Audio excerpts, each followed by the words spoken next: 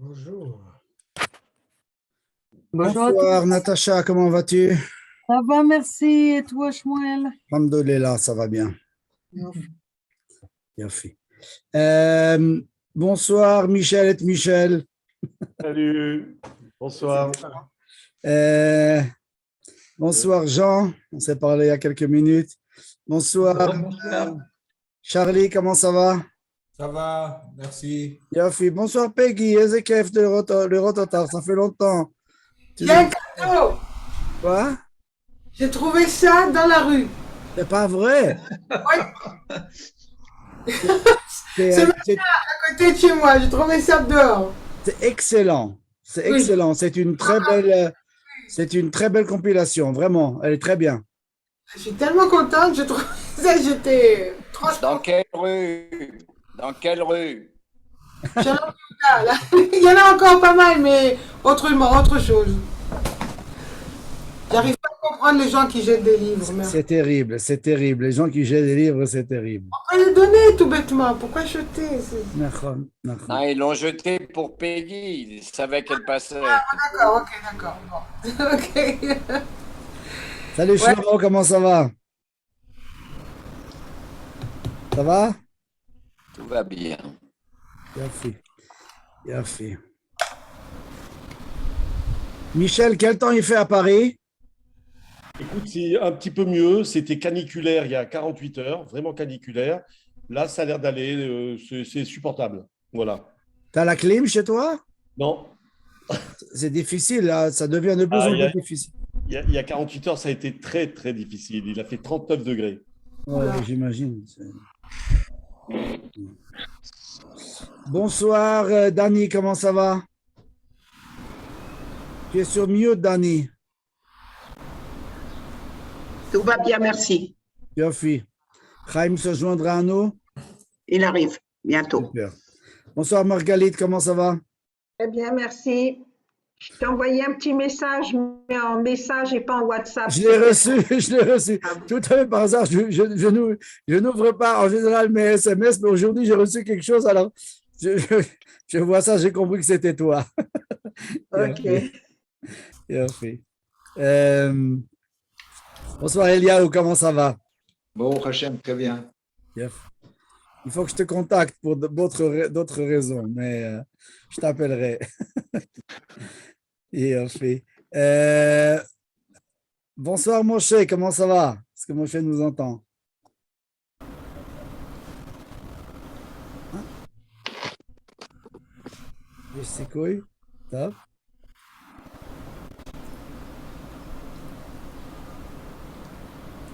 J'ai beaucoup aimé. Où je suis. J'ai beaucoup aimé la photo Mont-Saint-Michel, Shmuel. C'était ce qui m'a surtout, ce qui était vraiment un plaisir.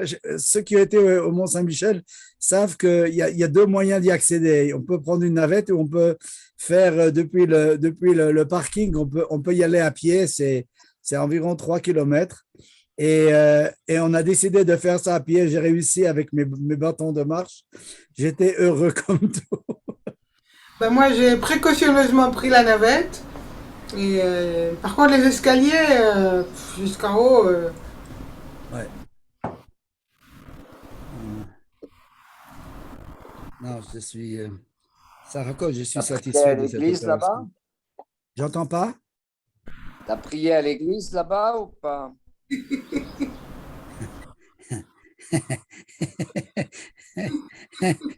J'ai oublié que je devais donner des contreparties. Ouais, voilà.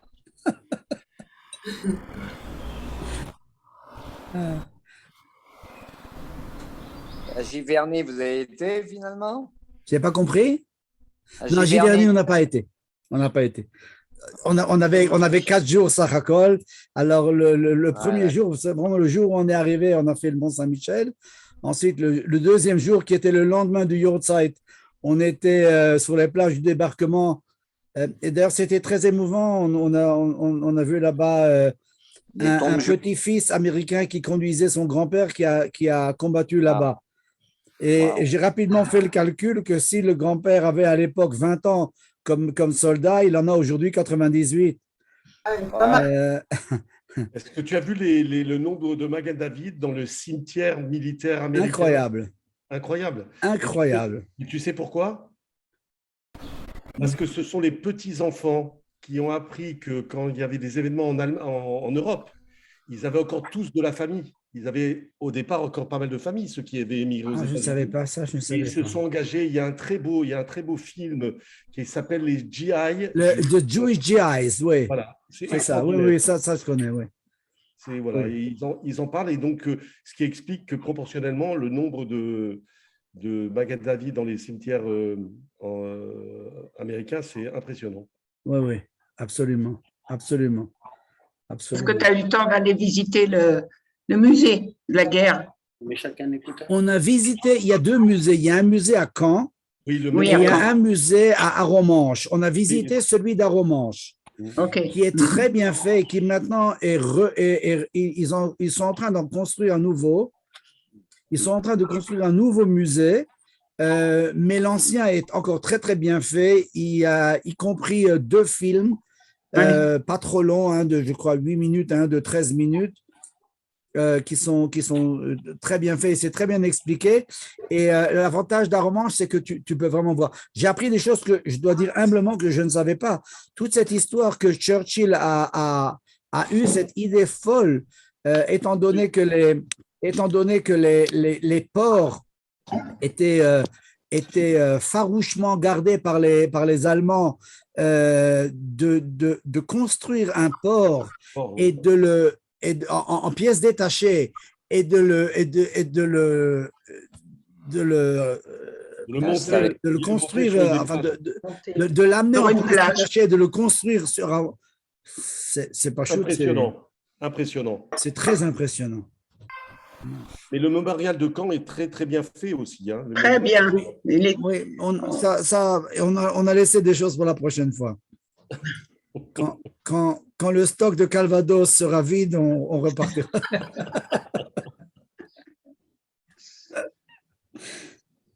faut voir la statue qui est à l'entrée du musée.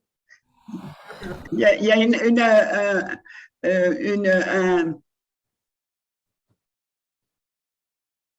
On t'entend pas, Dani. ah, pardon. Il y a une infirmière, un GI qui embrasse une infirmière sur une hauteur de 25 mètres. Mhm. C'est super marrant. Bien fait, bien fait. Je voudrais souhaiter la bienvenue à quelqu'un qui se joint à notre groupe et que vous devez connaître certains d'entre vous. C'est Gabi qui m'a envoyé ça. Il paraît qu'il nous suivra surtout sur les enregistrements. C'est Laurent Cohn. Welcome. Et on est content de l'avoir dans le groupe. Et j'espère qu'on aura l'occasion d'en faire directement connaissance. Bonsoir René et Isabelle, comment ça va? Vous avez des nouveaux tableaux chez vous?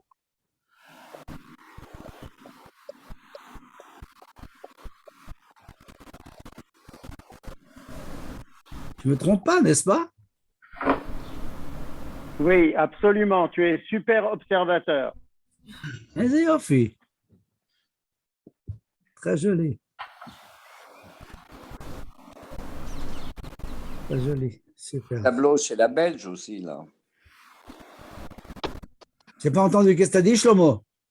Il y avait beaucoup de tableaux chez la Belge aussi. N'importe quoi, laisse tomber. Bien qu'elle soit royaliste, on l'accepte. Bonsoir Rita, comment ça va? Comment tu te sens? Baruch Hashem, Baruch Hashem, une miraculée. Yofi. Yofi. Super. Et le gars du... Bonsoir Hubert. C'est qu'il vaut mieux que tu ailles dehors. Bonjour, ça va?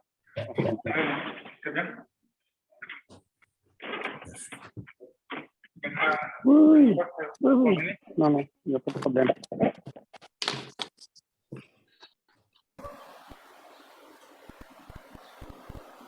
Shmuel, Oui. une question. On n'avait pas fini Megillat Ruth, en fait? Ou bien tu considères que c'est terminé? Non, je ne considère pas du tout que c'est terminé, mais on y a consacré 2 rencontres. Et tu as raison qu'on s'est arrêté au chapitre 3. Grosso modo, on a fait le chapitre 3, mais même celui-là, il faudrait encore continuer et faire le chapitre 4. Je me suis dit qu'on va laisser quelque chose aussi pour l'année prochaine. Ok. Mais tu as raison, c'est un texte qui est absolument fabuleux. Fabuleux.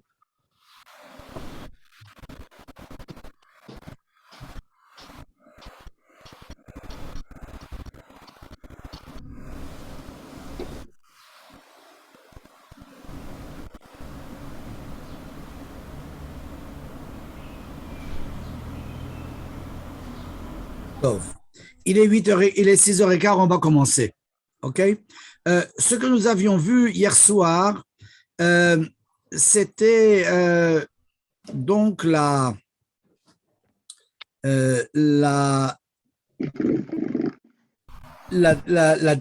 dernière partie de la Gemara, le début de la dernière partie de la Gemara, qui traite du retour des explorateurs et du compte-rendu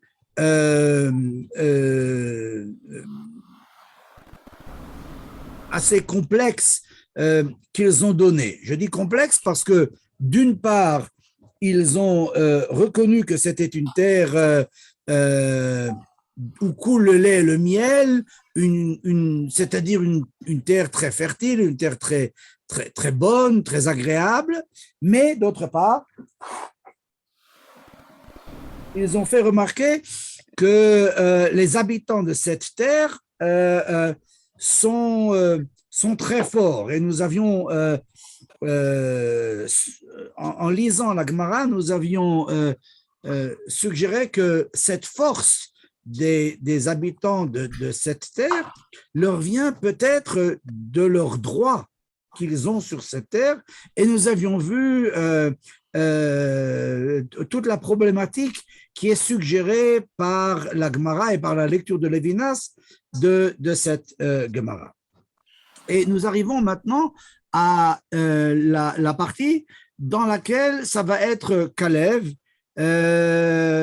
qui va prendre la défense de Moshe, qui va prendre la défense de la terre vers laquelle Moshe conduit les enfants d'Israël, et il va s'exprimer d'une manière très particulière. Nous avions déjà vu hier soir que le texte biblique dit « Vayahas Kalev et ha'am el Moshe ». Littéralement, il a fait taire le peuple, et Kalev a fait taire le peuple envers Moshe ou vers Moshe. Et ce vers Moshe est commenté par la Gemara de la manière suivante. Au moment où, dans un premier temps, Yoshua, Josué s'était exprimé en faveur de la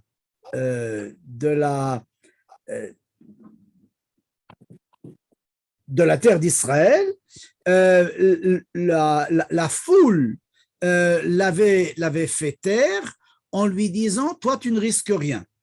Tu n'es pas marié, tu n'as pas de famille, tu n'as pas d'enfants, tu risques ta peau, mais c'est tout. » Alors que nous, on a un patrimoine, nous, on a des enfants, nous, on a une famille, nous, on a une descendance. Tout ça est trop risqué et donc tu n'as pas droit à la parole. Voyant cela, Kalev décide d'intervenir et il décide de faire taire dans un premier temps le peuple.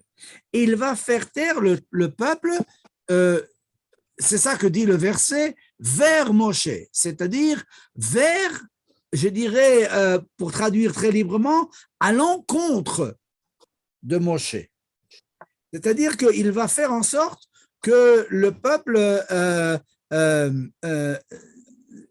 ait l'impression qu'il va lui aussi continuer la critique de Moshe, alors qu'en fait, ce qu'il va faire, ça va être de faire réfléchir le peuple à propos de ce qu'a fait Moshe. Et là, je dois faire remarquer que le verbe vayahas peut signifier en hébreu précisément cette invitation à une réflexion. Par exemple, nous avons un verset qui dit Hasket ushma Yisraël, c'est-à-dire en quelque sorte, je vais dire, vide-toi et écoute Israël. C'est un petit peu comme si, pour véritablement écouter l'autre, nous devions d'abord faire le vide de nous-mêmes. Pour être dans une disposition qui nous permet d'écouter l'autre, ou pour dire ça en termes lévinassiens, de nous ouvrir à l'altérité, nous avons besoin dans un premier temps de pouvoir faire le vide de nous-mêmes. C'est comme si nous avions besoin de faire un petit peu ce que la tradition rapporte à propos de Dieu, c'est-à-dire un espèce de tzimtzum. Nous aurions besoin de nous vider d'un petit peu de nous-mêmes pour pouvoir faire de la place à la parole de l'autre, à la présence de l'autre, à la perspective de l'autre. Nous avons besoin de faire un petit peu le vide pour que précisément il puisse y avoir, évidemment de manière imagée, pour qu'il puisse y avoir un petit peu de place pour qu'une autre perspective que le nous, que le moi, que le self remplisse toujours. Et donc, je dis ça parce que le verbe hasket signifie précisément cela. Et le verbe vayahas peut être entendu comme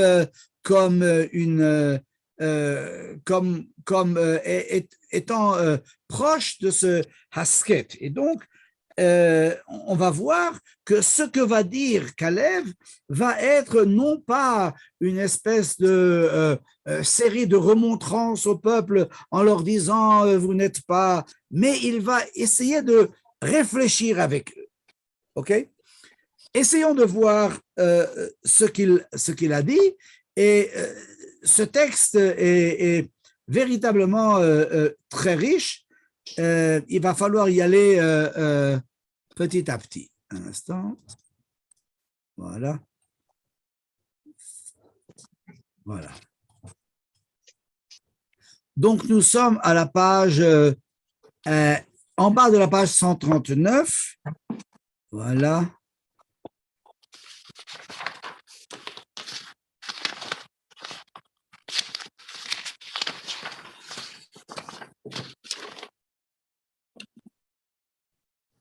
Je reprends à la 4e ligne avant la fin, à la 5e ligne avant la fin.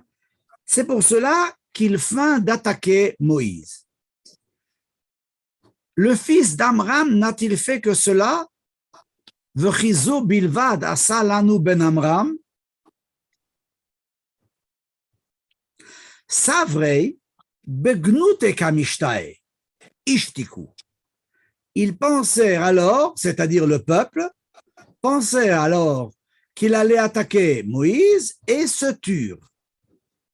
En fait, comme dit Lévinas, ne l'a-t-il pas appelé fils d'Amram? N'a-t-il fait que cela? Il appelle Moïse le fils d'Amram. C'est une appellation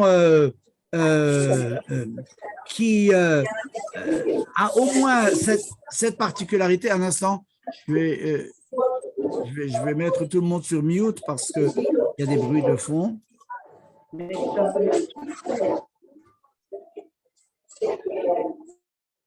Voilà.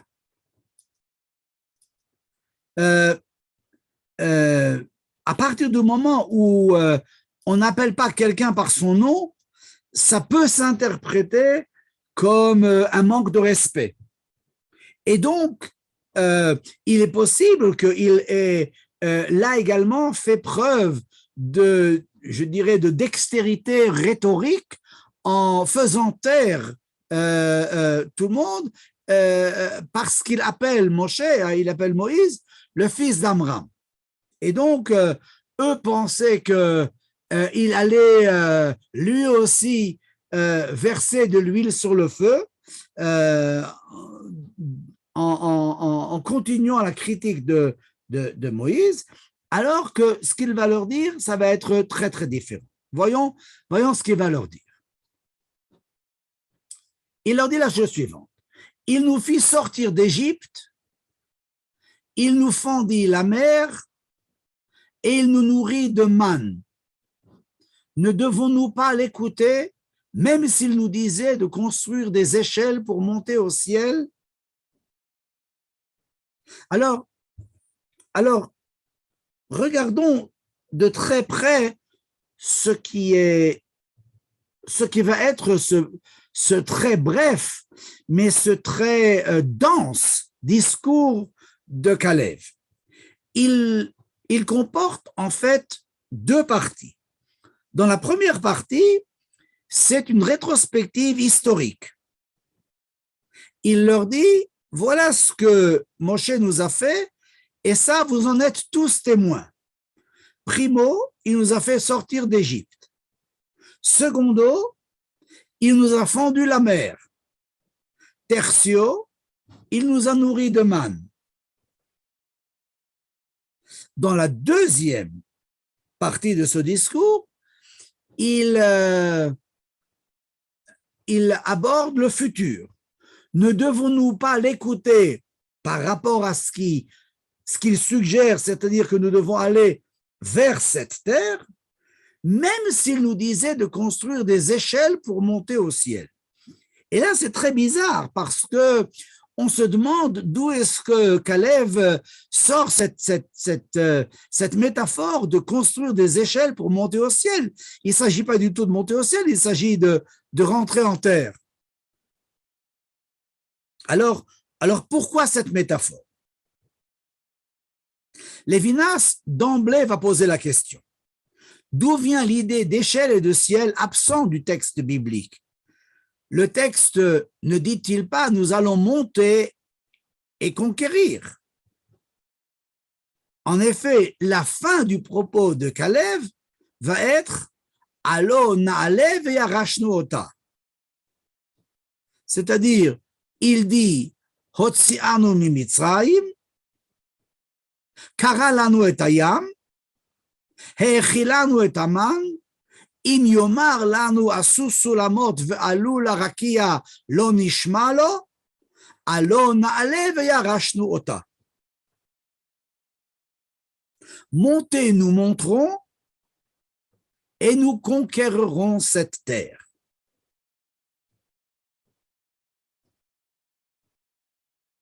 Lévinas, ici,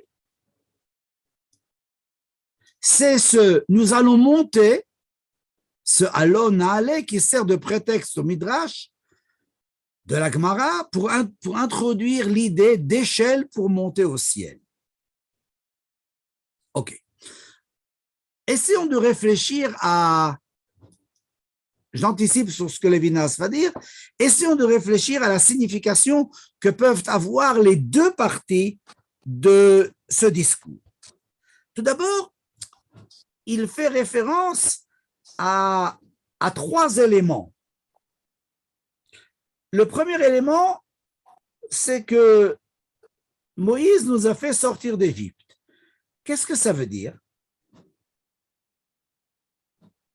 Comment comprendre cela? Est-ce que ça fait référence aux 10 plaies? Est-ce que ça fait référence au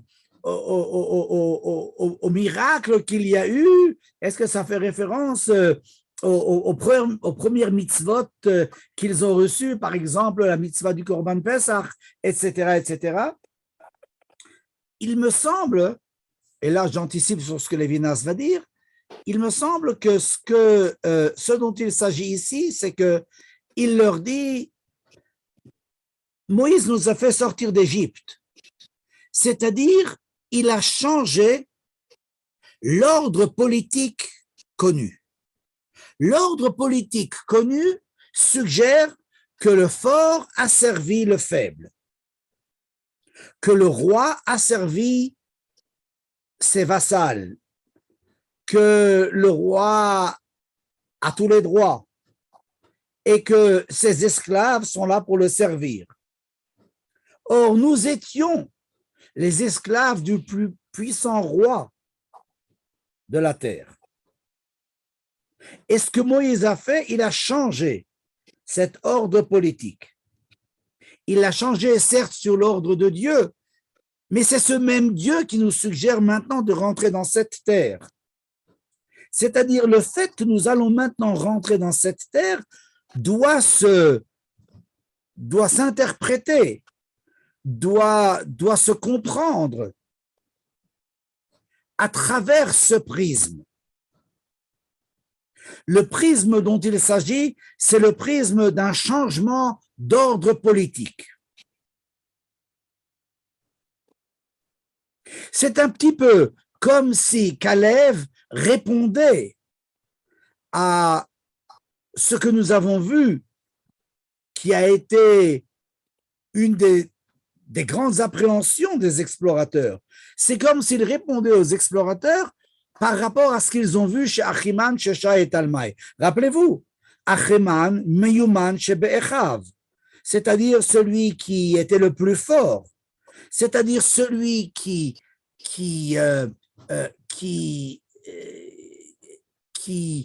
dominait par la force, exactement comme Pharaon, Paro, dominé par la force en Égypte.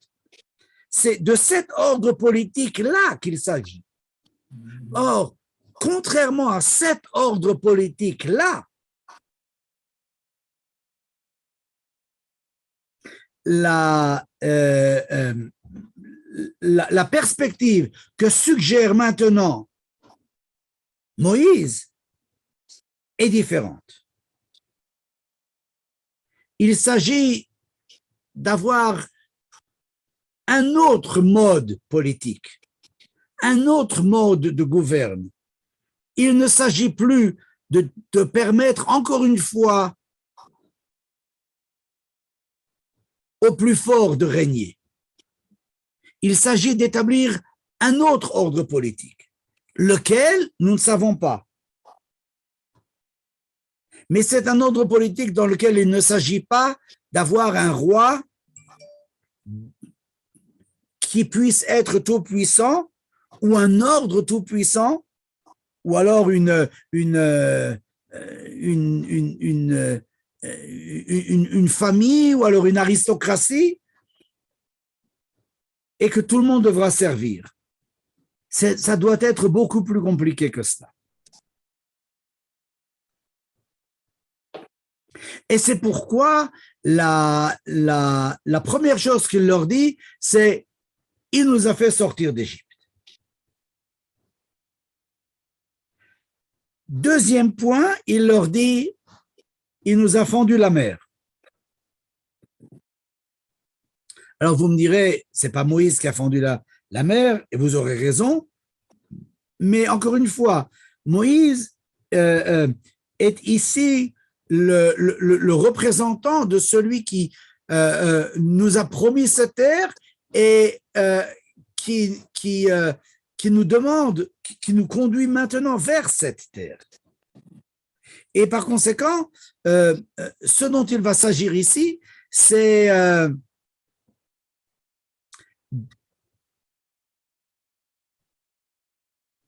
de comprendre que veut dire « il nous a fendu la mer ».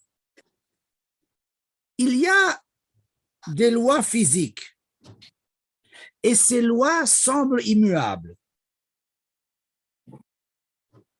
Le sont-elles? Réponse, oui et non. Oui, parce que effectivement, on ne peut pas ignorer ces lois. Les lois de la physique sont les lois de la physique. Mais faisons un grand pas en avant et sautons vers le XVIIIe siècle. Allons dans ce grand livre qui est la critique de la raison pure d'Emmanuel Kant. Ce livre commence par une première partie qui va être consacrée à la problématique suivante.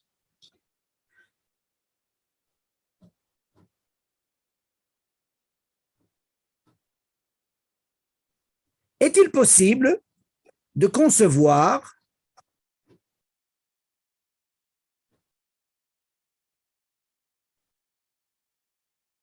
des propos qui sont synthétiques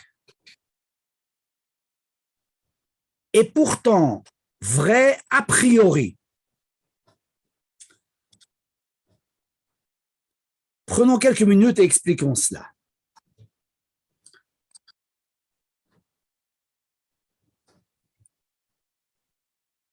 Il y a des lois analytiques et il y a des lois synthétiques. Des lois analytiques sont des lois qui comportent leur logique interne. Si par exemple je dis le cercle est rond, c'est une loi analytique. La rondeur du cercle est comprise dans le mot cercle, c'est-à-dire elle ne rajoute en fait rien. De dire que le cercle est rond, c'est comme de dire je monte en haut.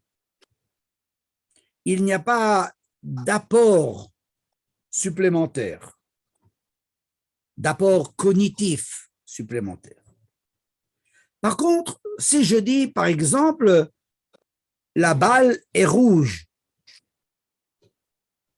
alors de deux choses l'une, soit la balle est rouge, et alors la phrase est considérée comme vraie, soit elle n'est pas rouge, et donc cette phrase va être considérée comme fausse.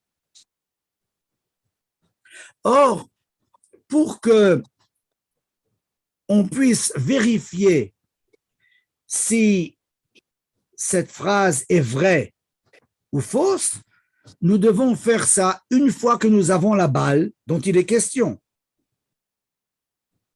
C'est-à-dire que nous pourrons vérifier cela seulement après coup, ou pour dire ça en termes philosophiques, a posteriori. Ce sont des choses qu'on ne peut jamais vérifier a priori, mais seulement a posteriori. Kant est tourmenté par la question suivante. Est-il possible de concevoir des phrases, c'est-à-dire des lois, c'est-à-dire des lois mathématiques, des lois physiques, des lois scientifiques, qui, d'une part, sont des lois synthétiques, c'est-à-dire sont des lois amalgamées l'une avec l'autre, de même que le rouge de la balle est amalgamé à la balle. De même, plusieurs lois sont en fait collées les unes aux autres et ne seront vraies que lorsqu'on pourra les vérifier, comme on dit en latin, post factum, c'est-à-dire a posteriori, après coup. Mais si on veut faire avancer la science, se dit Kant, il nous faut suggérer des lois qui, d'une part, sont synthétiques et d'autre part, seront néanmoins véridiques a priori et pas a posteriori. Il consacre à ça environ les 200 premières pages de sa fameuse critique de la raison pure. Et ce sont ces 200 premières pages ou 230, ça dépend des éditions, on ne va pas rentrer là-dedans, qui sont parmi les plus difficiles de l'histoire de la philosophie et qui vont faire que énormément d'étudiants, de jeunes étudiants en philosophie qui attendent de lire dans cette fameuse œuvre, dans ce fameux magnum opus de Kant, des réponses à leurs questions, s'il y a une vérité dans le monde, si la question du mal, etc. Enfin, toutes les grandes questions que les jeunes étudiants en philosophie, et les moins jeunes d'ailleurs également, se posent sans arrêt. Et alors, il tombe sur ces 200 premières pages et évidemment, c'est extrêmement technique et pour dire ça très simplement, c'est extrêmement rude à parcourir. On ne va pas faire cet exercice maintenant et d'ailleurs, si on voulait le faire, il nous prendrait quelques semaines, sinon quelques mois. Lire la critique de la raison pure est une entreprise qui est très longue, très dure, qui vaut le coup, sans aucun doute. Je dis toujours à mes étudiants, si vous ne devez lire qu'un seul livre en philosophie, c'est la critique de la raison pure que je vous conseille de lire. Mais sachez, ça va vous prendre quelques années. Certains diront, on peut le lire, évidemment, mais pour le comprendre, ça prend quelques années. Donc, on ne va pas faire cet exercice-là. Mais je voudrais arriver à ce qu'on appelle en yiddish, à la unterste Schure, c'est-à-dire à la ligne du bas, à ce que les Américains appellent the bottom line, à la conclusion.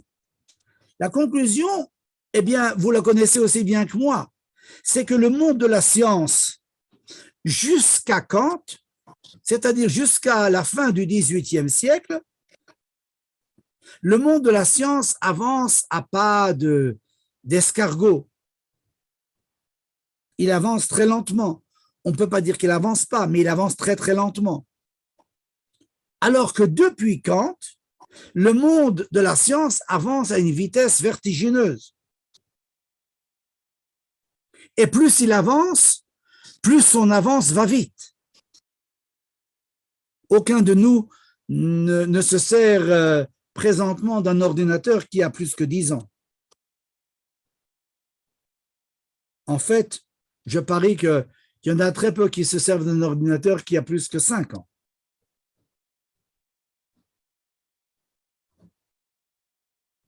Et s'il y en a, c'est une petite minorité. Pourquoi? Parce que les possibilités que nous avons, qui se traduisent dans les résultats concrets de la science, tels par exemple dans les ordinateurs ou dans les smartphones que nous utilisons tous, changent à une vitesse, comme j'ai dit, vertigineuse.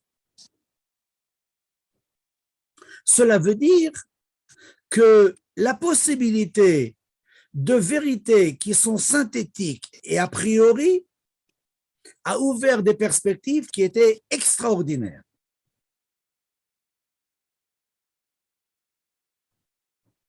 C'est peut-être comme ça qu'il faut entendre cette histoire du miracle de la mer qui va s'ouvrir. La mer qui va s'ouvrir, c'est peut-être l'idée qu'il y a des lois de la nature, mais ces lois de la nature, Moïse nous apprend que par notre sagesse, par notre perspicacité, par notre effort intellectuel, par nos connaissances scientifiques, on va pouvoir arriver, sinon à les surmonter, mais au moins à les mettre à notre profit, relativement, sans fierté, certes, mais on pourra faire avancer la science de manière tout à fait extraordinaire. Nous ne prenons pas aujourd'hui une réalité physique comme le dernier mot. Si nous avons, il y a ici des médecins qui savent ce dont je parle 10 fois mieux que moi, sinon 100 fois mieux que moi. Lorsque nous avons aujourd'hui une dame qui est enceinte, nous sommes capables aujourd'hui de dire que des problèmes physiologiques qu'a le fœtus, lorsqu'il est encore dans le ventre de sa mère, sont traitables dans ce ventre-là.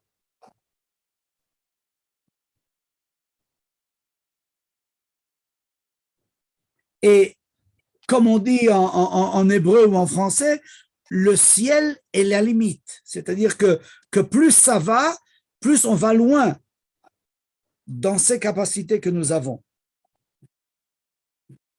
Alors, c'est ça que dit ici Kalev. Ce serait ça que dit ici Kalev dans la deuxième partie, dans la deuxième expression de la première partie de son discours. La première a été, il a changé l'ordre politique. Permettez-moi une toute petite parenthèse, c'est de nouveau Kant à l'époque moderne. C'est la Révolution française. C'est-à-dire, il n'y a pas d'aristocratie. Il y a une égalité fondamentale. Il y a ce que Rousseau va appeler un contrat social qui va établir un ordre politique radicalement différent. Mais en plus du contrat social,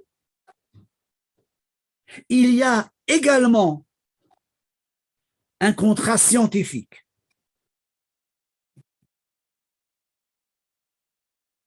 Ce que Moïse nous apprend, c'est que la réalité nous a été donnée. Le verset dit « Hashamayim shamayim la'Adonai ve'haaretz natan livnei Adam » Les cieux sont les cieux de Dieu, mais la terre, il l'a donnée, il l'a octroyée aux êtres humains. Il l'a octroyée, cela veut dire il leur a donné afin que eux, à travers leur perspicacité, leur intelligence, leur science, leur connaissance, puissent faire développer cette réalité. Ne pas la prendre comme point final, mais toujours comme point de départ. Shmuel? Oui, Charlie.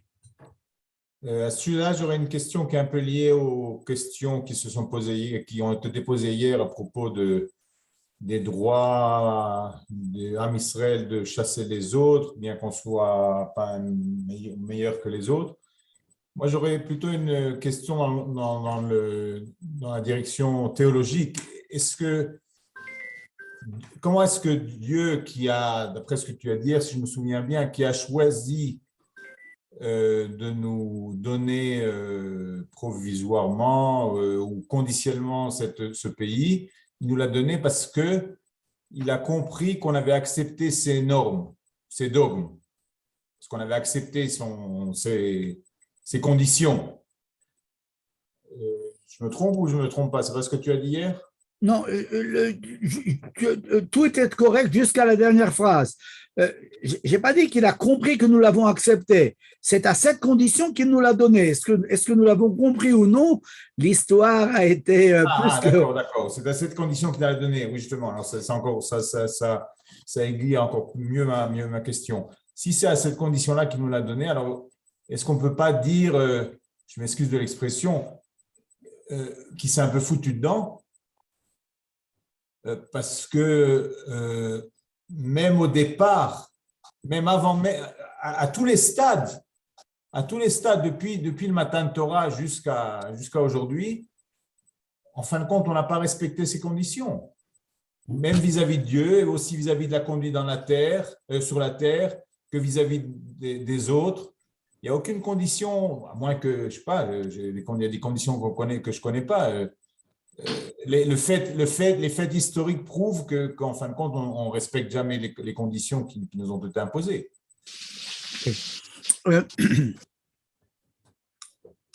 vais répondre en deux temps. Dans un premier temps, je dirais que, pour reprendre ton expression, qui est effectivement un petit peu, on va dire, terre à terre, oui, c'est possible qu'il se soit foutu dedans, mais je pense qu'il s'est foutu dedans, encore une fois, volontairement. C'est-à-dire, ce dont il s'agit, c'est pas un investissement au sens économique où nous entendons un investissement. C'est-à-dire que lorsque nous investissons $1000 dans un projet, alors dans la mesure où le projet ne nous donne pas satisfaction, on a l'impression qu'on a raté notre investissement. C'est pas de ça qu'il s'agit. Il s'agit pour Dieu de suggérer une certaine voie, une certaine approche. Est-ce que cette approche est-ce que ce message, est-ce que cette voie qu'il veut ouvrir va être comprise, va être adhérée, va être suivie d'emblée? En général, non. Et je citerai à ce propos non pas le peuple d'Israël, mais l'humanité tout entière. Rappelle-toi, Charlie, la fin de la paracha de Bereshit.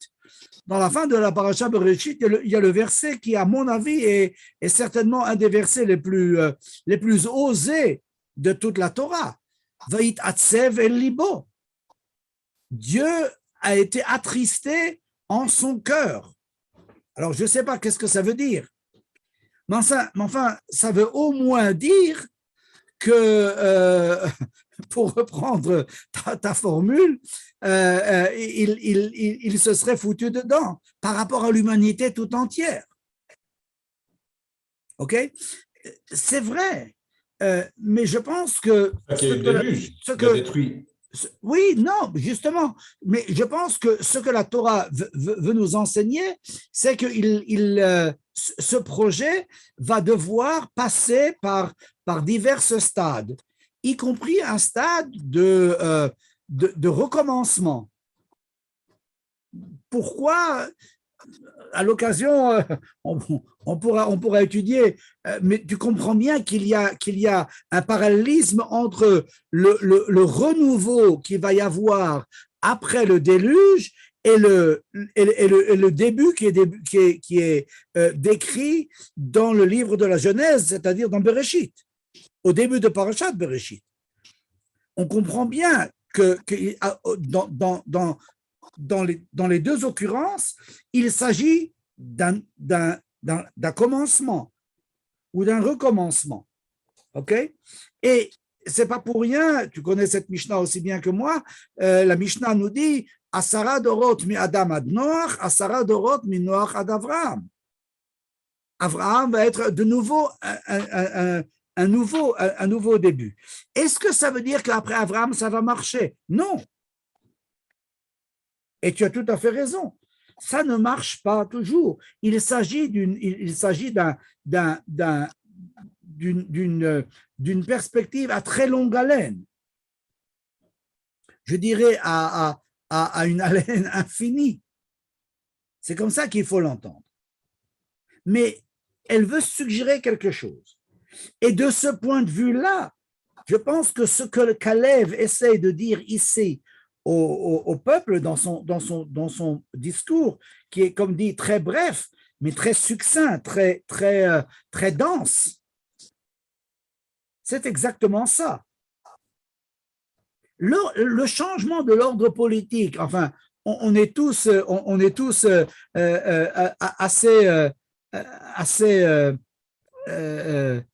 assez vieux pour comprendre que le changement qui a été suggéré par la Révolution française n'est de loin pas terminé. OK? On est 250 ans après. De loin, il n'est pas terminé. Mais c'est une idée qui doit commencer à percer. Et qui va se heurter à énormément d'échecs et d'obstacles et de défis. Indiscutablement, c'est vrai. Dans la deuxième partie de ma réponse, je dirais que ta question suggère un danger. Et ce danger, c'est précisément de se dire que, étant donné que ça n'a pas marché, il va donc falloir changer de cap. Et je pense que c'est là-dessus, c'est à ce propos que va s'opérer la grande polémique entre judaïsme et christianisme. Le christianisme va précisément, le christianisme paulinien évidemment, okay, le christianisme, j'ai toujours dit, vous m'avez déjà entendu le dire et je continuerai à le dire Bezrat Hashem encore beaucoup de fois, le judaïsme, avec le judaïsme, avec le christianisme de Jésus, on aurait pu s'arranger. Le problème, c'est Paul. Or, ce que dit Paul, c'est précisément que ça n'a pas marché. Et donc, étant donné que ça n'a pas marché une première fois avec l'humanité, une deuxième fois avec une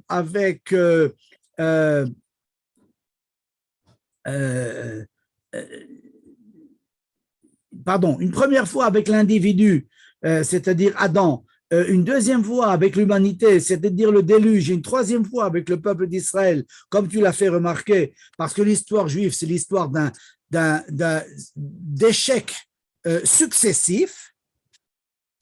Donc, Dieu a dû intervenir et il a dû apparaître sous forme du Fils. Et je pense que je vais appeler ça, cette impatience paulinienne est très dangereuse parce que elle veut des résultats. Or, il nous a peut-être habitués à ça quand il a annulé toute l'humanité pour le déluge. Il n'en essaie qu'un. Peut-être encore une fois. Quand Dieu a dit, il s'est attristé, il a remplacé toute l'humanité. Oui, c'est vrai, mais comme écrit Peggy, je pense que je pense qu'il faut voir l'histoire du déluge comme de plus près, n'est-ce pas? Cette histoire de recommencer avec une famille. Avec une famille. Elle suggère une autre forme de début.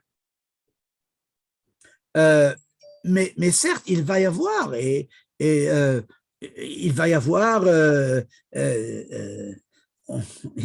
des gens qui effectivement vont payer le prix.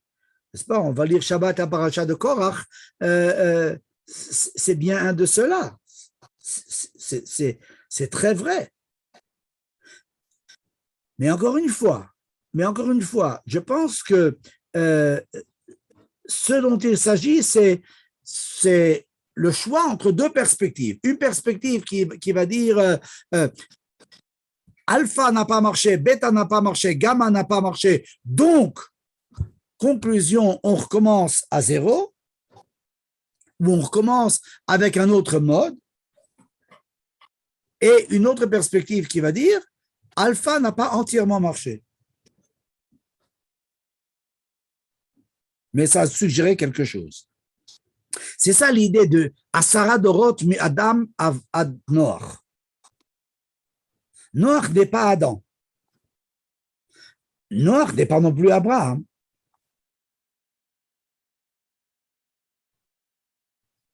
Et donc, il va devoir y avoir toute l'expérience et et le fait de se mesurer avec les aléas de l'histoire. Tout à fait.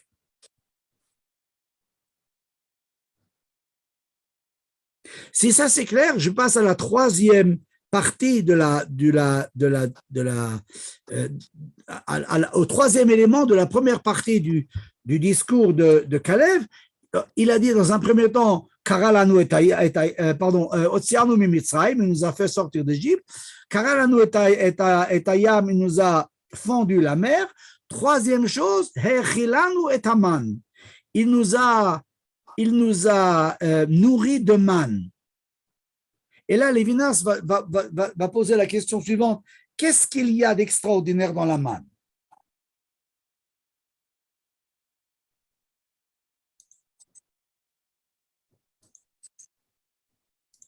Réponse de Lévinas.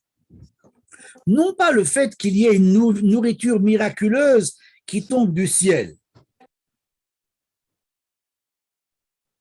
Nous savons que les miracles n'ont pas d'impact à long terme. Mais ce qui est extraordinaire dans la manne, c'est qu'il y a une pédagogie dans la manne. La manne vient nous enseigner quelque chose.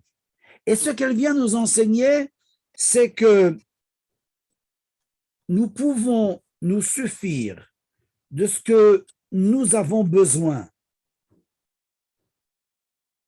C'est-à-dire, ce qu'il y a d'extraordinaire dans la manne, c'est qu'elle correspond à nos besoins. Et nous n'avons pas besoin d'accumuler plus que nous avons.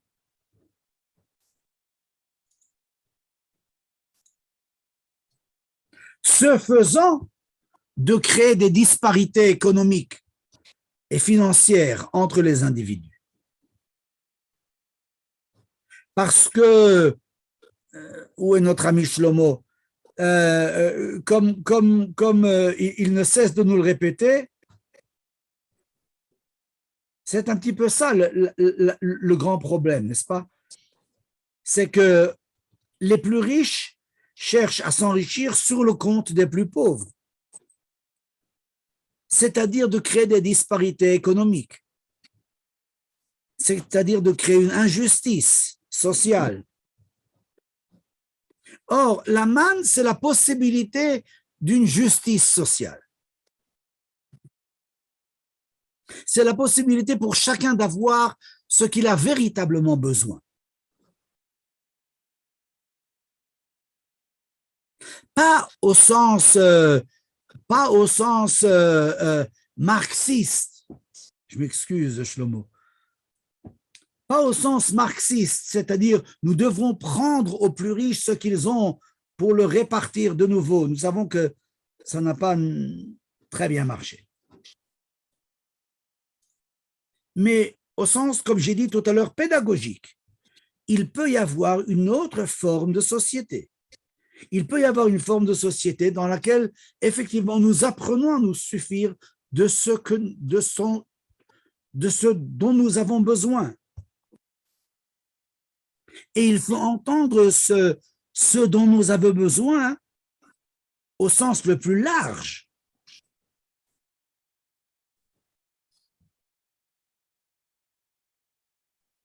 Là également, on est à l'opposé de Achiman, Sheshai et Talmai. Achiman, Sheshai et Talmai règnent par la force. Et comme Gilgamesh dans son épopée, ils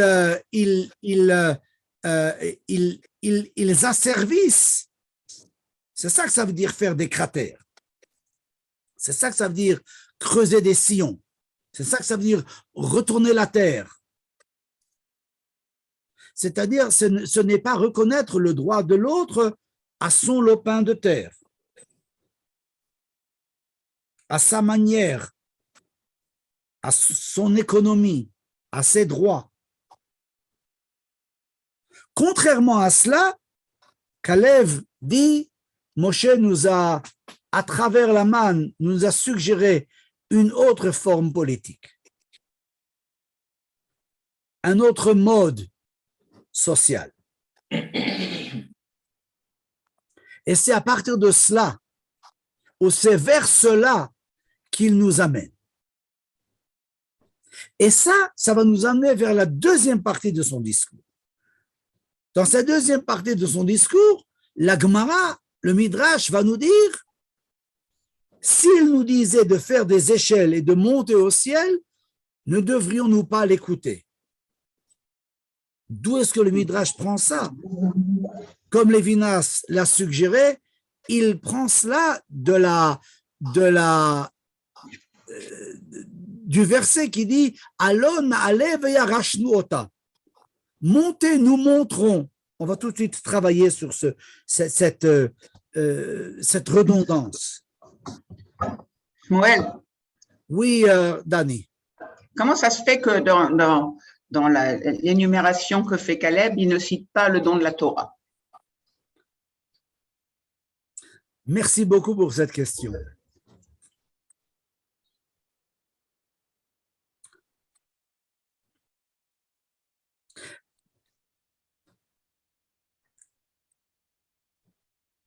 Je pense qu'il peut y avoir deux réponses qui en fait se complètent l'une et l'autre. Peut-être qu'il mentionne bien le don de la Torah. Peut-être que c'est ça la Torah. Est-ce que la Torah, ce n'est pas précisément changer l'ordre politique? Est-ce que la Torah, ce n'est pas précisément de dire, comme la première chose qui a été dite par Dieu, et la seule que tout le peuple a entendue, Anochi Hashem Elokecha asher hotzeticha me'eretz Mitzrayim mibeit avadim. Tu n'es plus un esclave, tu es un homme affranchi, c'est-à-dire tu es un toi, tu es un self. Tu peux chercher à savoir qui tu es, tu peux utiliser toutes tes facultés, y compris tes facultés intellectuelles. Tu n'es pas asservi. Tu n'es pas un esclave. Et dans un troisième temps, la Torah nous dit finalement cela, n'est-ce pas? Comme le dit Rabbi Akiva, Va'avta l'ereacha kamocha, c'est-à-dire tu aimeras ton prochain comme toi-même. C'est klal gadol batorah, c'est ça le grand principe que la Torah vient nous enseigner. C'est-à-dire, c'est le principe de la manne. Alors, comme dit, peut-être qu'il ne veut pas utiliser une formule qui est trop théologique. Parce que à la théologie, soit on n'adhère pas.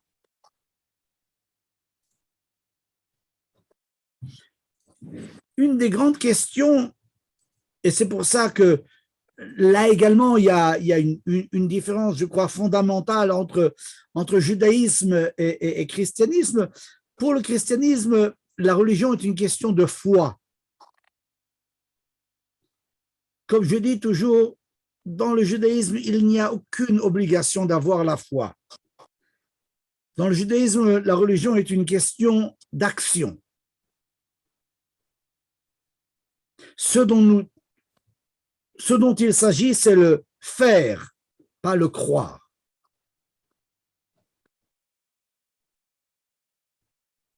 Et c'est pour ça qu'il ne veut pas, peut-être, encore une fois, je réfléchis à voix haute à propos de ta question, c'est pour ça que peut-être qu'il ne veut pas parler de ce don de la Torah parce que ce don de la Torah, il nécessite une espèce de prédisposition. N'est-ce pas? C'est ça les Shloshet Yemei Hakbala, c'est ça les 3 jours de préparation à recevoir la Torah. Il faut être espèce de prédisposition pour pouvoir entendre cette parole. Mais, comme j'ai dit, peut-être que ce qu'il fait, d'autre part, c'est de résumer en quelque sorte l'essentiel de ce que nous dit la Torah.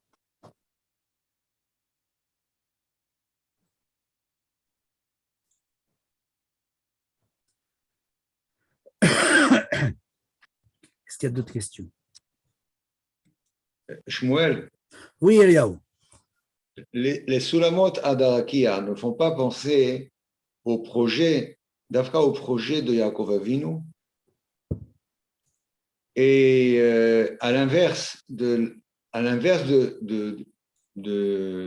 tour de Babel ou de Mitzrayim.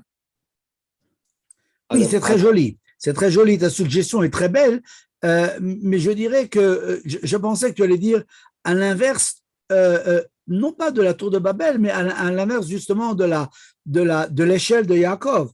Parce que dans l'échelle de Yaakov, il voyait des anges qui montaient et descendaient. Or, ce dont il s'agit ici, c'est pas d'anges. Il dit Im yomar lanu asu sulamot valu larakia.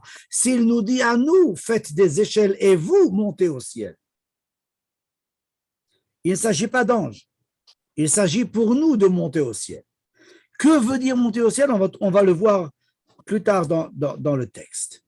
Mais je ne voyais pas la contradiction entre anges et disons, les hommes. Non, évidemment, non, je suis d'accord avec toi.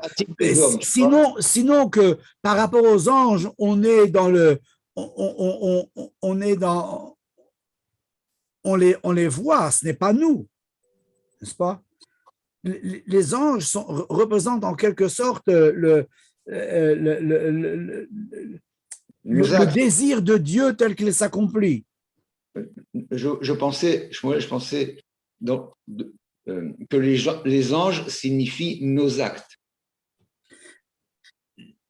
On va dire ça autrement. On va dire notre potentialité. Aussi, d'accord. On est d'accord. Or, ce dont il s'agit ici, c'est Im yomar lanu, c'est pas de potentialité dont il s'agit, mais c'est notre concrétude. Et c'est cette différence entre le ought et le is. OK? Les anges, c'est le ought. C'est ce qui doit être. Ah. Le is, c'est ce qui est. Ouais. Et qui est toujours en retrait de ce qui doit être par rapport à ce qui doit être. Non, il n'y a personne. Ouais. OK. OK, si c'est bon, alors on va prendre. Il y a encore des questions? Une question. Si la manne était avec ce projet social, bon, disons, pourquoi elle n'a pas subsisté après l'entrée dans la terre d'Israël? Pourquoi elle a disparu à partir du moment où on est entré? Ah ben ça c'est très compréhensible. La période d'incubation est la période du désert. C'est la période dans laquelle le peuple est en quelque sorte reçoit en quelque sorte les éléments de valeur qui vont lui permettre de mener sa vie autonome. C'est pour ça que dans le désert, la loi est Hashem yilachem lachem vatem tacharishun. Dieu va faire la guerre pour vous et vous allez être passifs. Alors que dès lors qu'ils traversent le Jourdain, c'est à eux de faire la guerre. La guerre de conquête, mais aussi la guerre, je dirais la guerre de survie, la guerre économique, la guerre de tous les jours. Et précisément, l'idée est que dans un monde de concrétude, comme j'ai dit maintenant à Eliaou, dans un monde de concrétude, le défi va être non pas de recevoir sa ration de manière juste, mais de faire en sorte que ce que nous allons produire de la terre va être répartie de manière juste. C'est ça le défi. Le défi n'est pas un défi passif, le défi est un défi, je dirais, le défi n'est pas un défi descriptif, mais plutôt prescriptif. C'est-à-dire que nous sommes invités à créer une société qui est plus juste, dans la concrétude économique que la vie agricole et plus tard la vie industrielle va nous suggérer. Est-ce que nous sommes à la mesure de ce niveau auquel on doit essayer de s'astreindre? Je pense que la réponse est claire.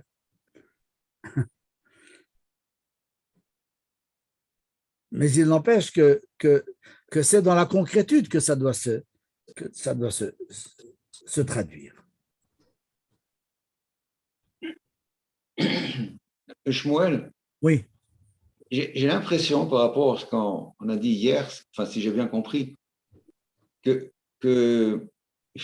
finalement, cette terre n'est pas comme toutes les autres terres, parce qu'elle suit en fait le projet progressif d'Akadosh Baruch Hu. Elle a l'image, disons, comme tu as dit, Adam Arishon, ensuite c'est l'humanité, en plus c'est, après c'est Abraham Avinu, c'est les Hébreux. Et même la terre change de nom. Au début, elle s'appelle Nahalat Goyim, après elle devient Eretz Haïvrim, Eretz Kenaan, et après Eretz Israël. Tout à fait. Est-ce que c'est bon? Tout à fait, oui, non, je pense que là, tu es fidèle à ta recherche qui est très, très fondée, tout à fait. Absolument. Absolument. Et cette idée, n'est-ce pas, que elle est en, je dirais que c'est une terre qui est en gestation. Ouais. Elle est toujours elle est en gestation. Finalement, on n'est jamais tranquille, quoi. Oui, c'est vrai. C'est vrai, c'est ça le problème. Un instant, Peggy suggère ici une question de Blasset. Comment comprendre que Dieu n'a pas compris un instant là, il faut qu'on rentre, dès le départ, que le peuple d'Israël n'allait pas pouvoir être à la hauteur du message divin? Je n'ai pas dit qu'il n'a pas compris, il en a pris le risque. Il en a pris le risque. On ne sait pas qu'est-ce que ça veut dire que Dieu a compris ou n'a pas compris. Mais ça veut bien dire qu'effectivement, il y a ici une différence. Et ça joue un petit peu ce que Eliaou disait maintenant. C'est-à-dire que nous sommes, ce qui va caractériser la terre et le peuple d'ailleurs, c'est précisément cette hithavut. OK? Pour dire ça en anglais, ce being plutôt que ce be. On est en processus toujours.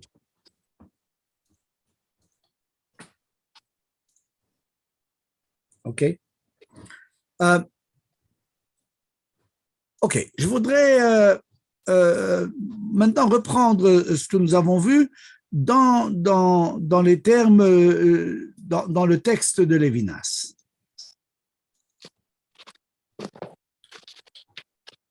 Alors, on est là.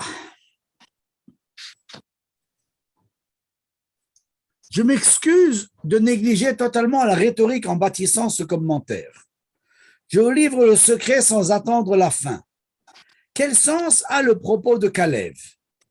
A-t-il simplement le culte de la personnalité défendant advienne que pourra la politique de Moïse? Ou a-t-il conscience de la disproportion qui existe entre la politique messianique et toute autre politique? Notre histoire est-elle donc une histoire ordinaire? Moïse nous fait sortir d'Égypte. Notre histoire commence par un acte de libération. Il fendit pour nous la mer. Il a vaincu les forces naturelles. Il nous nourrit de manne, nourriture merveilleuse. Le vrai miracle n'est pas dans le fait que la manne tombe du ciel, mais que la manne est exactement à la mesure de nos besoins. Être nourri de manne, ne pas avoir besoin de faire de réserve, temps messianique. On n'a plus à penser au lendemain, et dans ce sens, aussi on est à la fin des temps. Si Moïse nous fit sortir d'Égypte, fendit la mer et nous nourrit de manne, croyez-vous donc que sous sa conduite, nous allons conquérir un pays comme on conquiert une colonie? Pensez-vous que notre acte de conquête peut être acte d'impérialisme? Croyez-vous que nous allons nous approprier un lopin de terre pour en user et abuser? Nous allons, et là le texte est extraordinairement explicite, nous allons vers cette terre pour connaître la vie céleste. Dommage que Monique ne soit pas là ce soir. Elle se serait donnée à cœur joie de se moquer de moi en disant que si Lévinas n'avait écrit que cela, ça aurait justifié toute une vie. Mais je crois que vous devenez nombreux à la joindre dans cette dans cela. Et pourtant, ce que Lévinas dit ici de manière succincte, c'est exactement ce que nous avons dit maintenant, n'est-ce pas?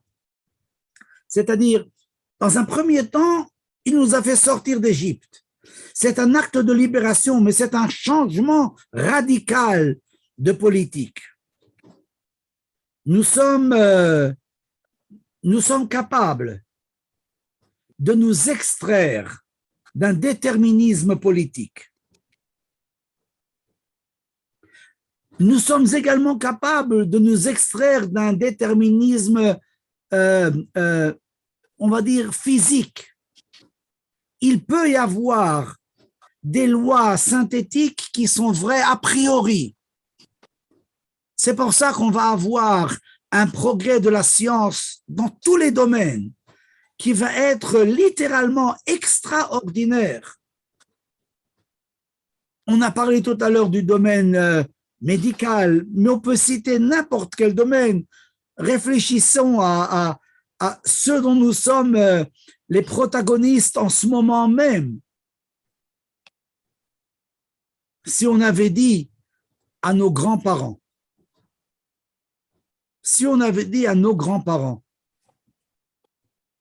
qu'ils pourraient se voir à travers le globe et parler dans un même temps et s'entendre et lire ensemble un texte et se communiquer des images et des films,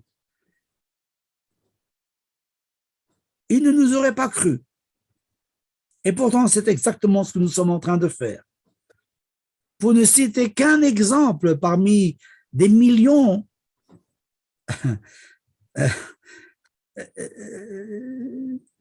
pour ne rien vous cacher, j'ai atterri à Charles de Gaulle, j'ai mis une carte SIM dans mon smartphone, j'ai loué une voiture et j'ai commencé à conduire avec Waze à travers la France. Je suis arrivé pile à l'heure. Et je me suis rappelé des voyages qu'on faisait dans ma jeunesse, les vacances familiales, avec les cartes. Et si je peux me permettre, les énervements qu'il y avait à lire cette carte. Je ne sais pas si ça fait écho à quelques réalités chez vous aussi. Mais je me suis dit, les bonos chez l'Olam, si mon père avait pu voir une seule fois Waze, lui qui parcourait les routes du nord-est de la France de par son métier et qui devait investir tellement de temps dans les cartes il avait là un outil tout à fait extraordinaire que des hommes ont créé. C'est exactement ça. Il nous a fendu la mer. C'est de ça qu'il s'agit. C'est de comprendre cela. Et c'est vrai pour Waze, mais c'est vrai pour tout ce dont nous nous servons. Et souvent, quand je suis en Zoom avec mes petits-enfants et que j'étudie avec eux et que je me dis que pour eux, c'est tout à fait naturel, je me dis, mais ils ratent quelque chose. Ils ratent quelque chose. Ne pas comprendre le miracle. Il faudrait inventer une bracha avant de se servir du Zoom. Et c'est encore rien de ce que nos petits-enfants feront par rapport à nous. Peut-être. Mais néanmoins, je crois que ces brachot, elles sont importantes. Il faudrait faire une bracha quand on se sert de Waze. Et cette bracha, c'est ça. Kara lanu et hayam. Et la troisième, c'est effectivement cette idée d'une société juste. Une société où on peut manger de la manne. Pas nécessairement continuer à la manger, comme a suggéré Hubert, en terre d'Israël, c'est-à-dire en terre d'autonomie, mais essayer de réfléchir à un autre mode de société, qui n'est pas nécessairement un mode de société qui est basé sur la loi du plus malin ou du plus fort, mais d'une société qui comprend que chacun peut avoir ce dont il a besoin. Comment créer cette société? C'est évidemment très dur et très laborieux, mais ce projet, il ne faut pas y renoncer. Alors, dit Lévinas, est-ce que vous croyez que celui qui nous a suggéré cela, et là vous comprenez maintenant le terme qui a été utilisé par la Torah, Vayahas Kalev et Ha'am el Moshe, Kalev a fait taire le peuple envers Moshe, c'est-à-dire d'une part il a utilisé un stratagème rhétorique, c'est vrai, mais d'autre part il les a fait réfléchir. En tout cas, il a suggéré un mode de réflexion. Il leur a dit, est-ce que vous pensez vraiment que celui qui nous a fait changer l'ordre politique du monde, celui qui nous a suggéré un changement de notre rapport aux lois physiques, celui qui nous a suggéré un changement par rapport aux lois économiques, vous pensez qu'il va nous amener vers cette terre pour s'en approprier, c'est-à-dire pour être les nouveaux Gilgamesh à la place de Achiman, Sheshai et Talmai? Vous pensez vraiment cela? Et là, il termine, il leur dit, Allons na'alev yarashnu ota. Montez, nous montrons. Et nous hériterons de cette terre. Et le Talmud dit, Im yomar lanu asu sulamot v'alu larakia. S'il nous dit, construisez des échelles et montez au ciel, lo nishmalo, ne devrions-nous pas l'écouter? Et cette idée de construire des échelles va être travaillée d'une manière extraordinaire par Lévinas. Regardons ce texte.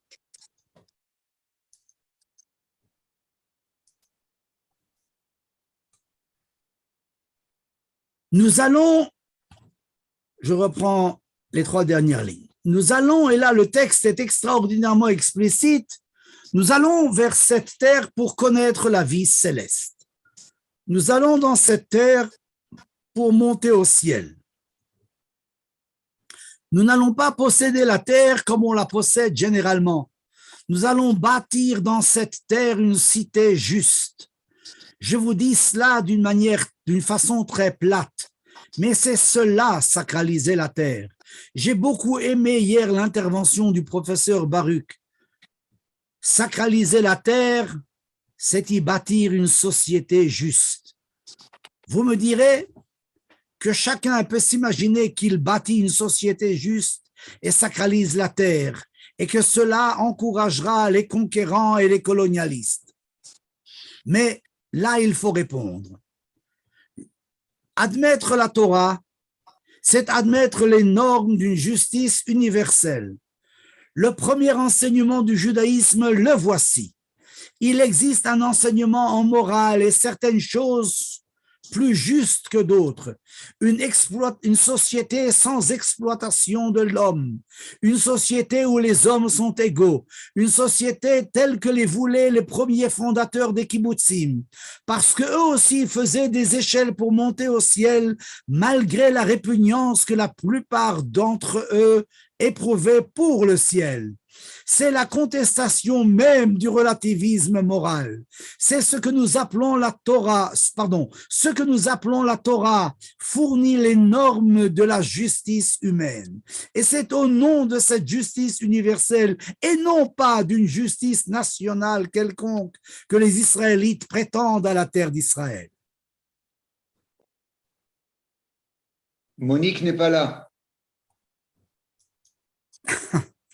J'ai lu ce texte des centaines de fois, mais je dois dire que j'en ai les larmes aux yeux. C'est pas chouette extraordinaire. C'est fabuleux. C'est fabuleux. Pourtant, nous en sommes si loin. Tu as raison, Peggy, tu as raison. Mais ne renonçons pas.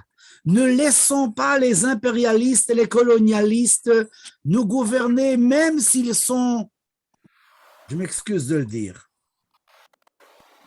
même s'ils sont sur le point de reprendre le pouvoir.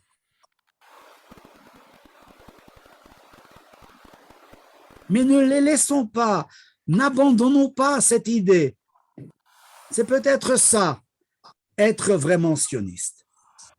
C'est peut-être ça, ne pas renoncer à cet idéal-là, de créer une société juste, une société où les hommes, quels qu'ils soient, peuvent avoir un droit égal, où la société va essayer de répartir ce qu'elle a d'une manière plus équitable. C'est peut-être ça qui justifie cette tentative renouvelée pour une troisième fois. Peut-être que nous aurons besoin d'une quatrième et d'une énième fois, peut-être. J'espère que non. Il m'arrive de craindre que oui. Mais même si c'était le cas, il ne faudrait pas renoncer. C'est peut-être ça à quoi il faut penser lorsque nous disons le Vetechezena enenu beshuvcha leTzion. Il ne s'agit pas de reprendre possession et de dire c'est à nous, ad vitam aeternam, et d'en expulser les autres et de dire que les autres ne peuvent pas y avoir droit. Au contraire, c'est précisément le contraire qui doit être suggéré, qui peut être suggéré par ce texte. C'est peut-être ça qui va faire que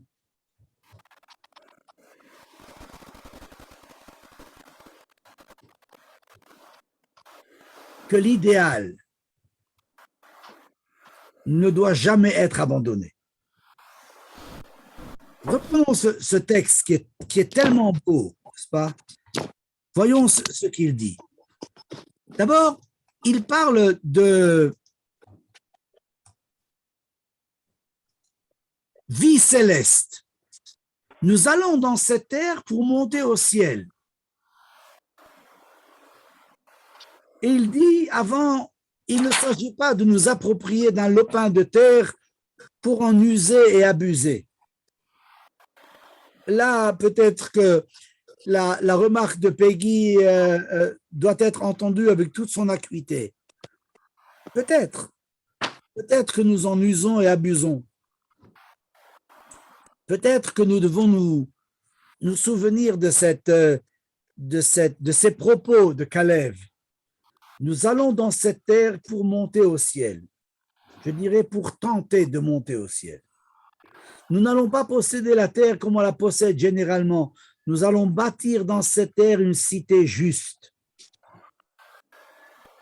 C'est-à-dire, nous ne sommes pas sortis d'Égypte pour recréer une autre Égypte chez nous. Nous devons sortir d'Égypte. Et c'est peut-être pour ça qu'il y a cette interdiction de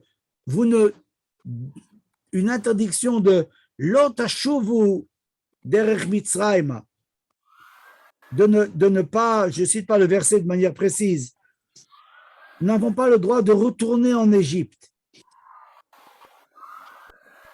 Ce dont il s'agit, c'est non pas de créer une deuxième Égypte chez nous, dans laquelle il y aurait des dominateurs qui cette fois-ci seraient nous et des esclaves qui seraient les autres.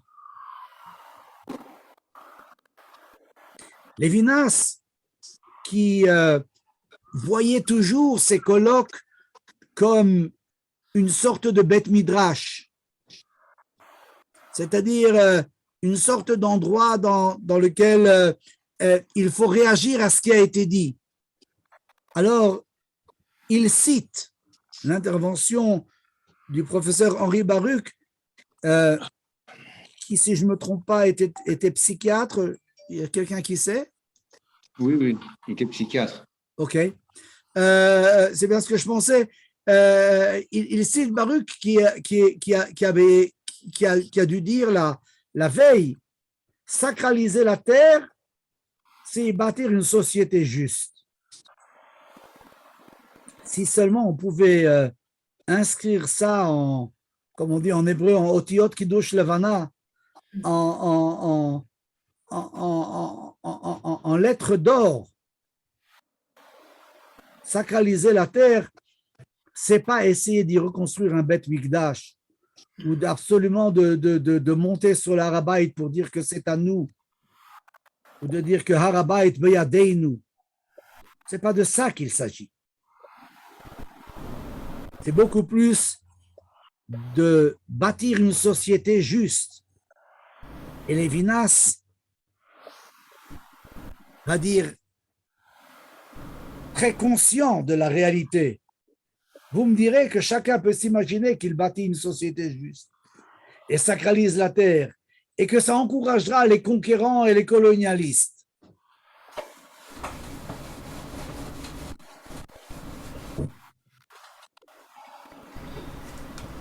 Oh, qu'il avait raison. Mais là, Lévinas, toujours très prudent, là, il va être très clair et très direct. Mais là, il faut répondre. Admettre la Torah, c'est admettre la norme d'une justice universelle. C'est quand même une phrase extraordinaire, non?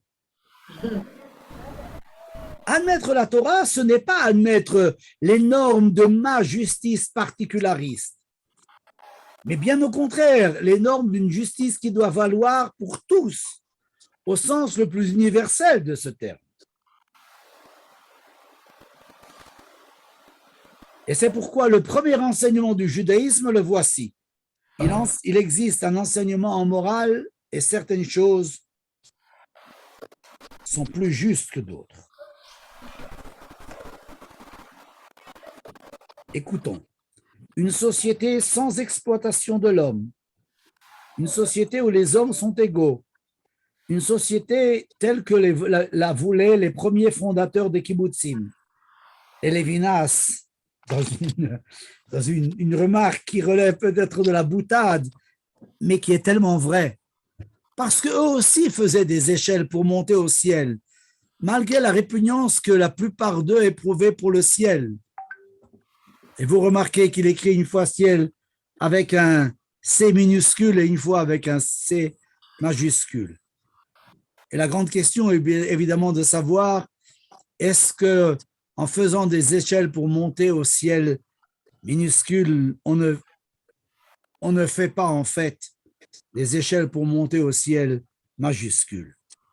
Malgré la répugnance que l'on peut en éprouver parce que ce ciel avec majuscule est perçu comme un ciel d'injustice, alors qu'il n'est que le contraire. Tout cela, c'est la contestation même d'un relativisme moral. Ce que nous appelons la Torah fournit les normes de la justice humaine. Et c'est au nom de cette justice universelle et non pas d'une justice nationale quelconque que les Israélites prétendent à la terre d'Israël.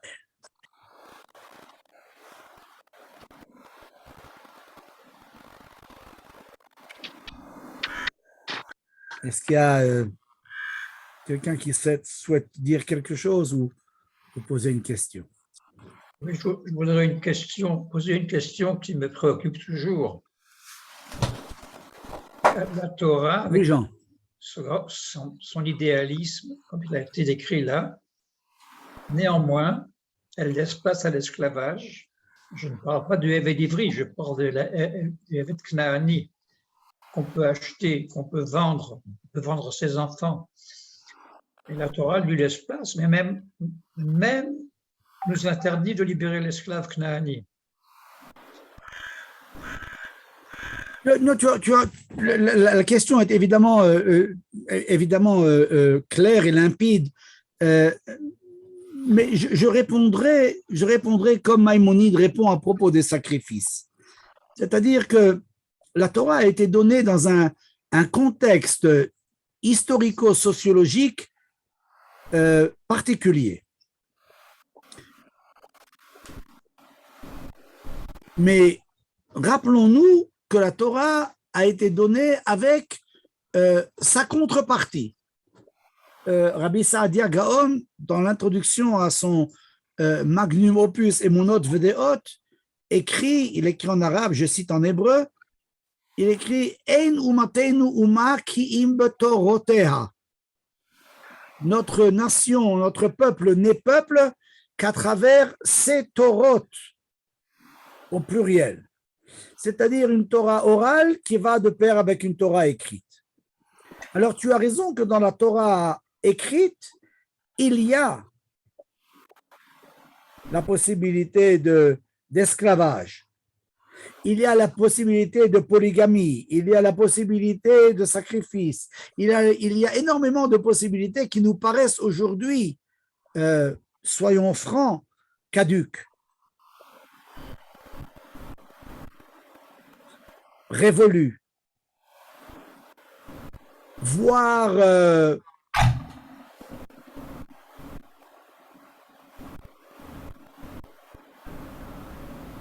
incompréhensible. Ou même inadmissible. Voire inadmissible. Mais je pense que lorsqu'on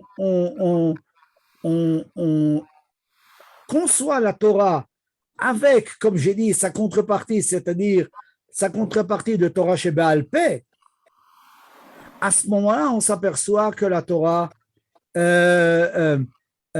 va limiter. Elle va limiter la polygamie, elle va limiter l'esclavage, elle va limiter petit à petit tous les éléments qui vont aller à l'encontre des progrès que l'humanité va faire. C'est vrai pour le statut de la femme, pas moins. C'est vrai pour une pléthore d'éléments. Je pense que s'en tenir à un formalisme qui serait limité au pied de la lettre, je pense que ce n'est pas comprendre le modus operandi de la Torah. Je pense que la Torah essaye justement de traduire, comme le dit ici très joliment Lévinas, de se traduire dans les normes de valeurs universelles. Et donc, dès lors que les valeurs universelles vont changer, on s'apercevra que parallèlement, les rabbins, au début Chazal, et ensuite toute la grande tradition rabbinique au fil des siècles, va changer parallèlement.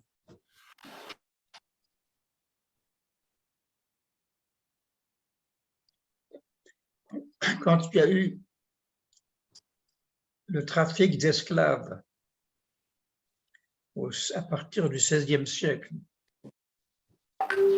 aucune voix, autant que je sache, aucune voix de la Torah orale, aucune voix de poskim ne s'est élevée contre cela.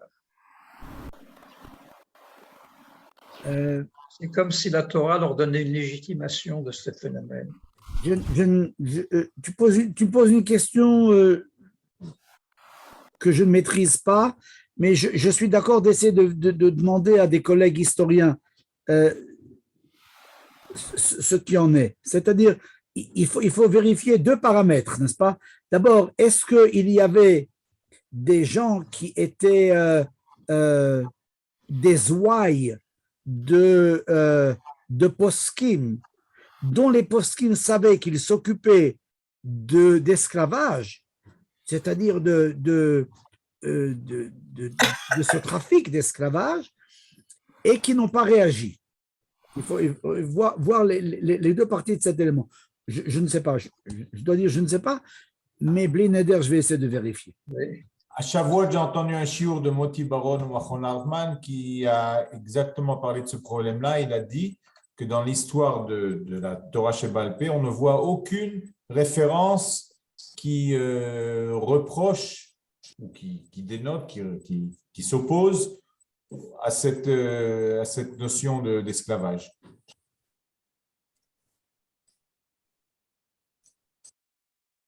Je ne sais pas s'il a dit qu'il avait vérifié, quoi. Une fois, il faut vérifier. Je peux demander à Moti Baron, Bar-Or, non? Oui. Je peux lui demander, je peux également demander à d'autres. Je vais essayer de vérifier ce point et on pourra commencer là-dessus la fois prochaine. Un mot là-dessus, c'est qu'au XVIIe siècle, au XVIe, XVIIe et XVIIIe siècle, de nombreux des Juifs qui étaient venus du Portugal et qui étaient dans la région de Bordeaux, étaient des armateurs et faisaient des affaires dans l'esclavage, énormément étaient impliqués là-dedans et ont fait leurs richesses là-dedans. Oui, c'est bien ça que je voudrais vérifier. C'est-à-dire qu'il y a eu des Juifs qui se sont occupés de ce trafic. Ça, c'est clair. Ma question est de savoir, est-ce que ces Juifs-là étaient liés à des communautés et à des rabbins lesquels savaient ce dont ils s'occupaient et d'une manière ou d'une autre corroboraient ses actions, ou en tout cas, sinon les corroborer activement, du moins ne réagissaient pas négativement, comme a suggéré Charlie en citant Moti Baron, négativement. Il faut voir. Je vais essayer de demander, j'ai des amis historiens, je vais essayer de leur demander. Il y avait un pirate très célèbre aux Pays-Bas. Oui, encore une fois, mais là, je ne pense pas que ce pirate avec il faisait du trafic d'esclavage. Oui, mais encore une fois, est-ce que ce monsieur était lié? C'est-à-dire que, évidemment, on connaît à l'époque moderne le cher Meir Lansky, qui était un des chefs de la mafia américaine. Ça ne veut pas dire pour autant… bénédiction, non, c'est vrai. Ça ne veut rien dire. C'est vrai, Shlomo, mais encore une Il fois, n'a pas reçu la bénédiction. Zelensky n'a pas reçu la bénédiction. justement, il a reçu aucune bénédiction, etc. Là, il faut voir,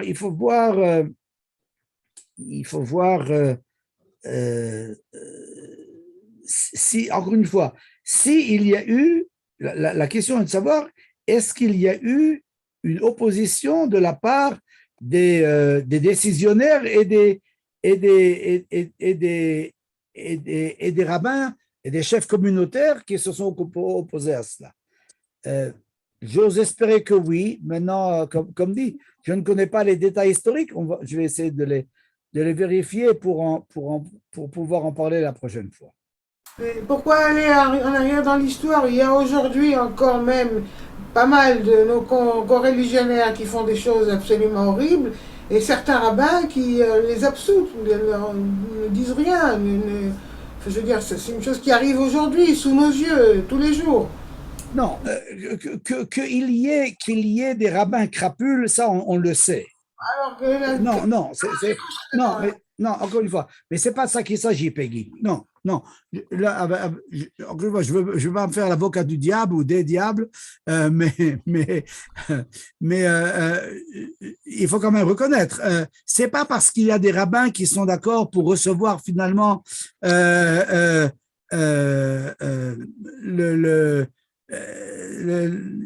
une partie de l'argent qu'ils espèrent recevoir et qu'ils reçoivent en fait de ces gens, sont d'accord de fermer les yeux et d'accepter. Ça, c'est une chose. Je ne connais pas un seul décisionnaire aujourd'hui qui corrobore cela. Tu peux lire tu peux lire ça chez les plus grands, aussi bien chez le Rav Ovadia Yosef que chez le Rav Moshe Feinstein, que chez tous les grands décisionnaires de notre génération, s'opposent à des conduites frauduleuses ou immorales. Encore une fois, qu'il puisse y avoir des rabbins qui en plus se font appeler des rabbins miraculeux, qui pour avoir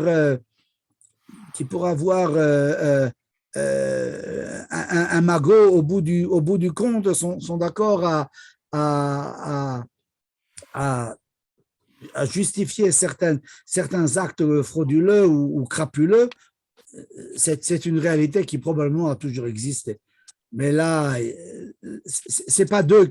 Je pense que c'est pas par rapport à eux que Charlie ou Hubert ont posé leurs questions.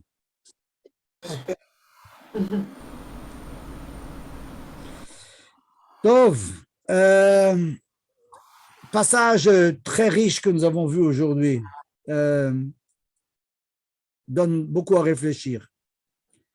J'ai une question sur la fin du texte, si tu peux remettre la fin du texte de Lévinas.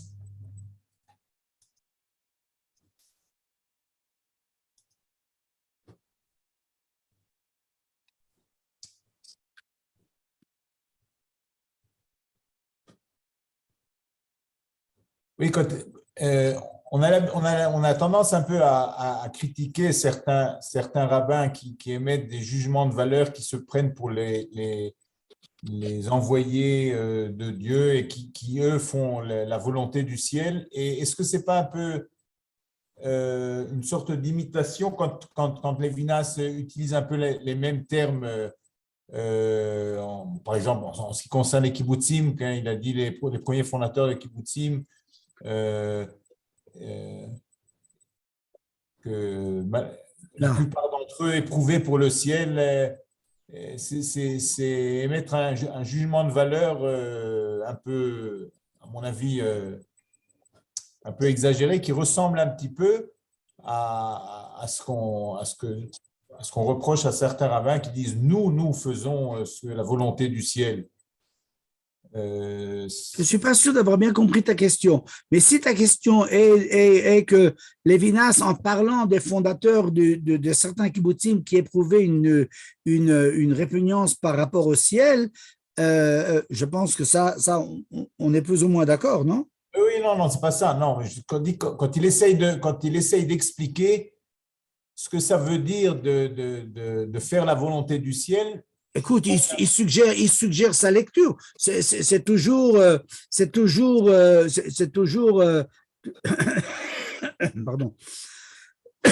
C'est toujours, comme il l'a dit, une explication possible parmi 2 400 000. Pas plus. Mais alvaï que les 2 399 999 soient aussi riches que celle-là. Tov.